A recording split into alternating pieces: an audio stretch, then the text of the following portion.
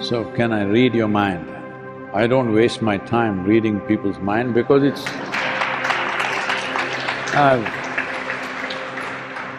I don't read even my mind because it's a trash bin. Because what is in your mind? Do you have a choice what is in your mind?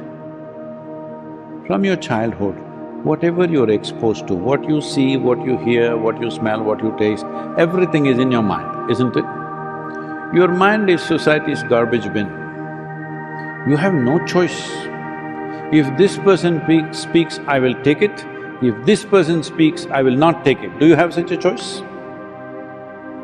If I abuse you, you will remember it much more than if I say nice things to you, yes or no? Hello?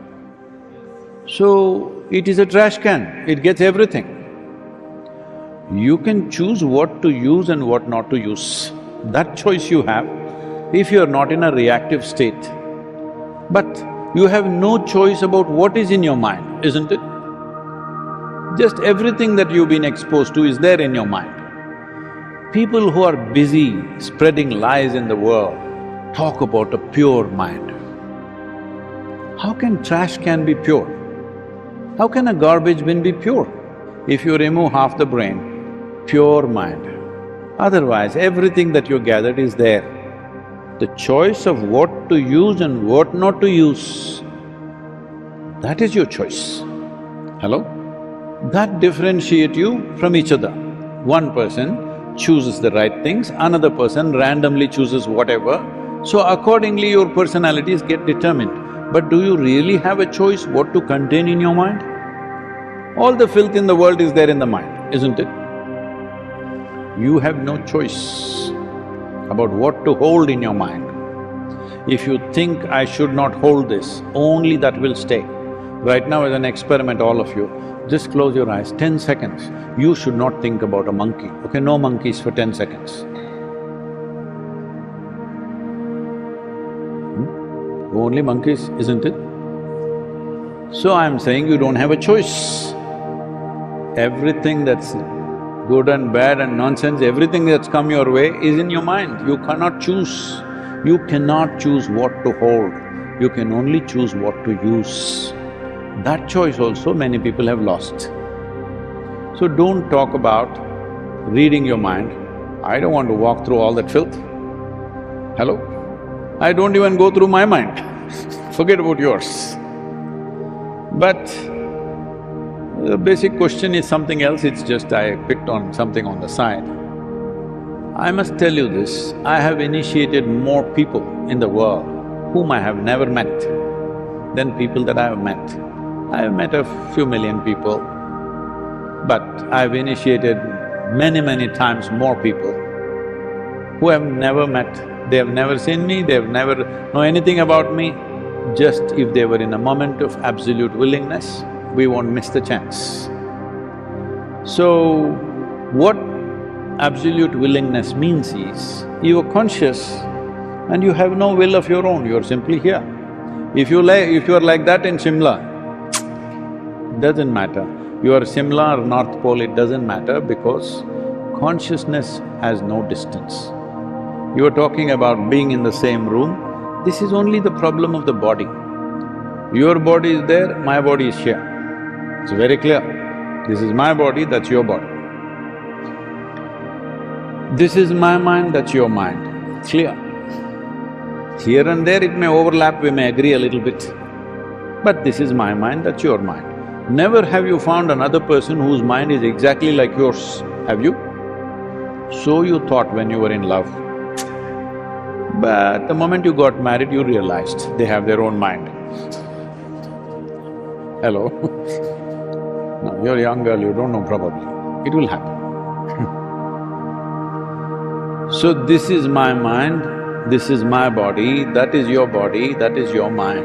These things are right now, at least for now, distinctly separate. But I want you to understand, there is no such thing as my life and your life. You hold a little bit of the same thing, I hold a little bit of the same thing. It's like in Shimla, you grew up in Shimla? In Shimla, do you blow soap bubbles when you were in school or something? You did.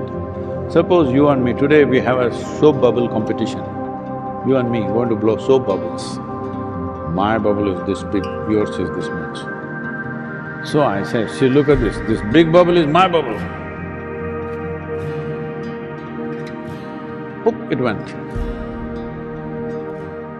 Then I don't say this is my air, that is your air. When the bubble is holding, this is my bubble, that's your bubble. Just like that. This is my body, that's your body. Right now. The moment it breaks, there is no such thing as my life and your life. It's one life. So, will you experience this or will you believe the nonsense that I'm speaking? This is the only question. If you experience it, after that, I don't have to tell you, be nice to the person who's sitting next to you, don't rob them, don't kill them, don't do this, don't do that. Would you need it? Did anybody tell you this little finger is a helpless little finger, don't cut it, don't chop it, don't hammer it? Did anybody tell you? Why you're taking care of it?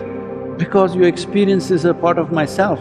If you experience all life as part of myself, then nothing would be needed. Everywhere it's connected.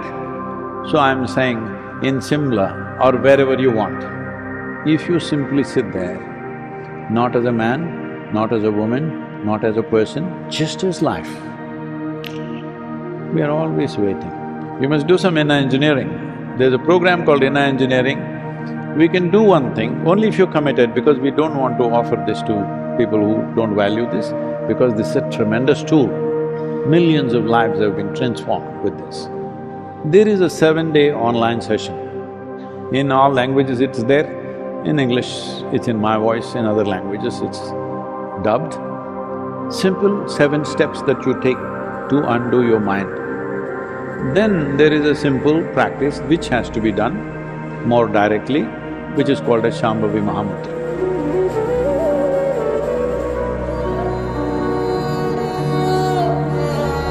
What it does is to you, if you sit here, your body is here, your mind is there, what is you is little away from these two things. Is it true that you gathered this body over a period of time? Hello? You gathered it. Is it true you also gathered the content of your mind? Yes. What you gather can be yours, can never ever be you, isn't it? Suddenly if I pick up this vessel and say, this is my vessel, you will think, Sadhguru has some problem, but everybody says he is wise, let us listen some more. After some time I will say, this is me, then you'll say, let's go. The moment I say this is me, you know this is a case. But this is happening to you every day. Food comes in your plate, you say, this is my food. You eat it, and then you say, this is me. It's a case, isn't it? Hello? Hello? Case or no? The moment you believe what is not you as yourself, then you are on the pitch of madness. Your only comfort right now is, everybody is like this only. That's how it is in a madhouse. Only a doctor is crazy in the mental asylum, you know, others are all normal only. Yes. I'm saying, suppose you take these 2 fingers and start poking your eyeballs, we would think there is some ailment, isn't it? Hello? Yes or no? If you start hurting yourself, every day you take the sharpness of your mind and keep poking yourself, is there an ailment or no? That's all. If you are causing any suffering to yourself, that is the case. But everybody is like that only, that is the advantage right now, that is a cover-up. Everybody being like that doesn't make it normal. Hello? No, I don't think that's normal. So if your normal life, even for one moment, we'll get you in Shimla. And what is that? 99,999. What is the frequency? No, without that frequency, we'll get you on the 100. Thank you very much.